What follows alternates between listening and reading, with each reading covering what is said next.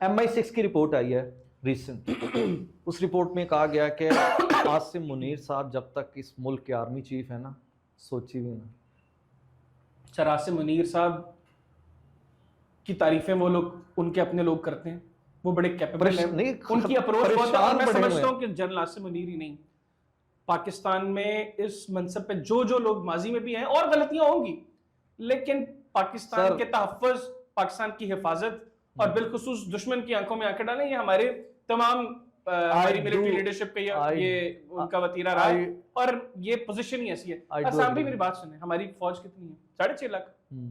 अगर हमारा मसला इंडिया के साथ, तो आप समझते हैं कि ये नंबर 6 लाख है।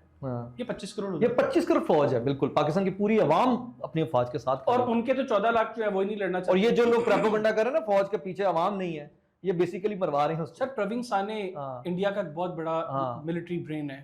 उनकी आर्मी में उन्होंने कई साल सर्व किया, फिर उन्होंने अर्ली रिटायरमेंट ली।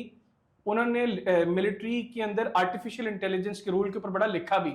उन्होंने किताब भी लिखी, मैं उस किताब का भी थोड़ा सा आपको बताता हूँ। उन्होंने किताब लिखी थी लास्ट वॉर। उसके पहले 16 सफ़ों में ना उन्होंने एक फिक्शन बनाई कि अगर भारत इस वक्त बात करता है ना कि हम तो सिंगल फ्रंट, हम 2 फ्रंट वॉर कर सकते हैं, हम बैक वक्त चाइना से भी लड़ सकते हैं, पाकिस्तान से भी लड़ सकते हैं।